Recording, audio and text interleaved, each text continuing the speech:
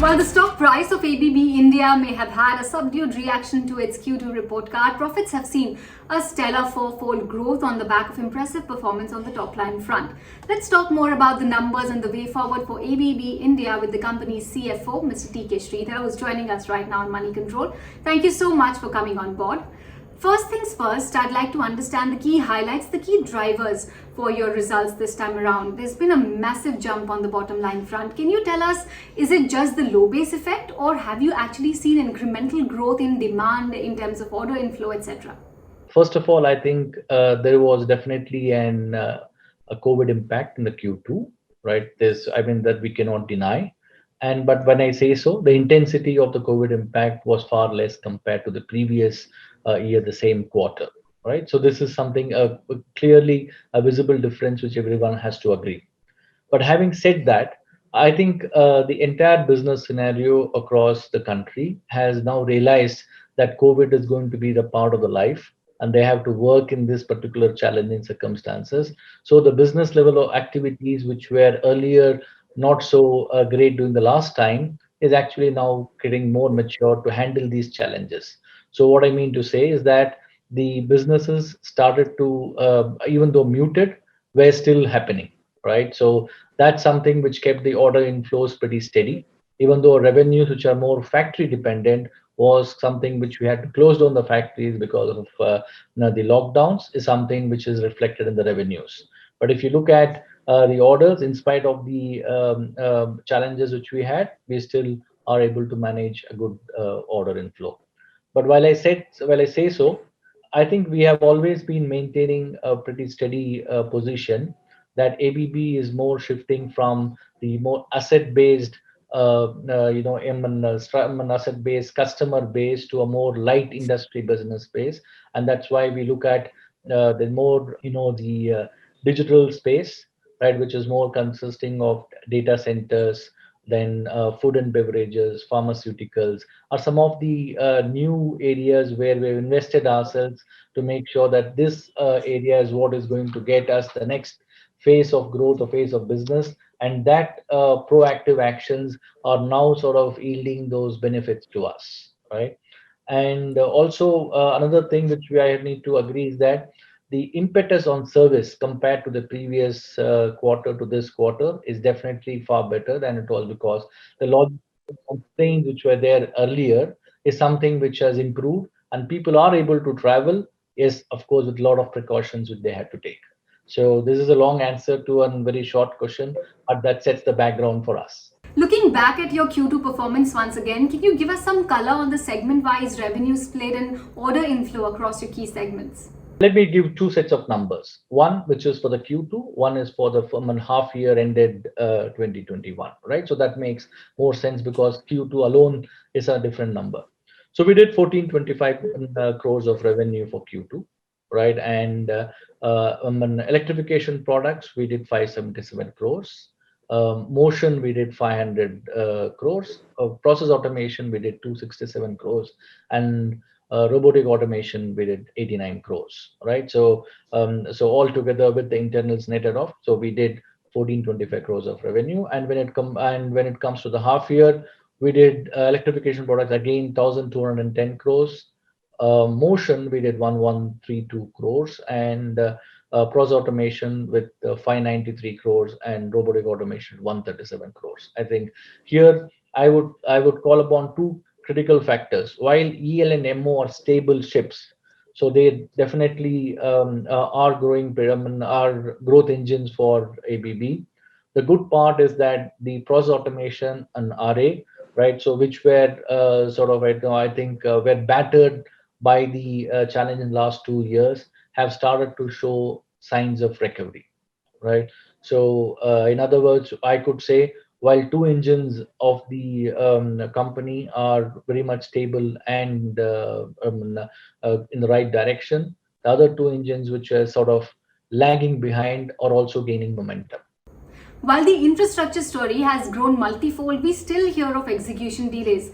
Is ABB India also facing any challenges on that front? Can you give us some more insight into your pipeline and an update on your execution perhaps?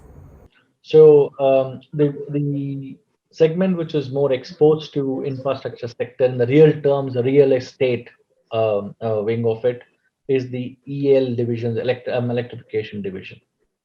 Yes, we do find that there are delays in case of real estate projects, which are basically going through a crisis of demand and supply situation, right? But I think, we could see that the requirement of the customers are changing, right? While we say so, so that means the existing demand is more shifting to qualitative, technology-oriented solutions, right? So where the customers would like to look at energy efficient equipments, would like to monitor their sort of appliances at use, how they can use it, how they could operate it remotely. And these are some of the solutions that ABB is capable to provide of, and these are something which will definitely expected to grow in the future. So this is about the real estate, and that will take some time to come up. But when you talk of the infrastructure, which consists of all the other sectors like the steel, the cement, the ports, the rail. So I think the steel and cement are something which are at this point of time trying to push itself. So we see a demand revival over there, as what you could see. There's a lot of steel companies doing fairly quite better than what it used to do earlier. But I think rail is a very steady player. So and rail is moving into more into electrification, and that's an potential area for us to grow. Mr. Sridhar, you operate in a sector which heavily relies on commodities, especially metals.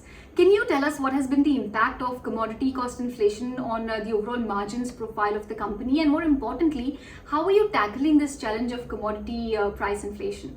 If I look at it, I think there will be fluctuation in the rates. You just cannot avoid it. So this is going to be fluctuation not only in the commodity base rates, but also in the currencies which are linked to these particular rates, right?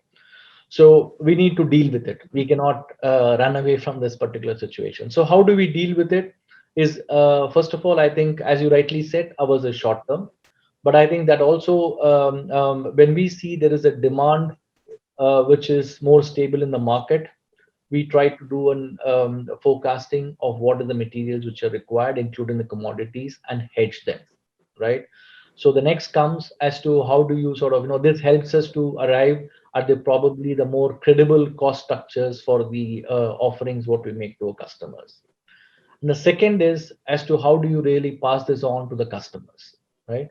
So so it works in both ways. First of all, I think if there are certain the costs which are already tied up, you could do nothing but to look at the variation clauses in the contract which help you to tide over that particular crisis. But for any future tenders, you definitely do with the more forecasted model of what the prices would be, right? And the next is about, but there will always be a lag because we buy material, convert it, and then dispatch it to the customer. So that means we carry some inventory and there could be a lag of price adjustment with the market, right? But over a period of time, it normally stabilizes, is what we have seen, right? And that's more at this point of time. If you look at it, all the metal customers, if you look at steel industry, if you look at the copper, they're all at bit of a more inflated levels. We expect that it should come down. And more, another important thing which we need to definitely watch out for is the shortage which is happening in the semiconductor and the plastics, right? So this is also an area. It's not only commodities, and this is also an area which everyone is concerned of, and that will also be a situation where we have to strategize how we could manage this as well, because we will be flooded with orders. We have to look how to commit and how to deliver that material. At the same time, we also and seriously work on these type of risk factors which we need to mitigate. So, in the face of all these challenges, can you tell us how are you optimizing costs at the company level and ensuring operational efficiencies? Cost optimization comes in two areas. So let me put it honestly. So one comes in the material cost itself. Other one is about running the organization, right? Which is all of an organization cost is what you see, and some part of it is also linked to the revenues. So when you come to the material cost of it, I think it forms the bulk of it, which is almost 66, 67% of that.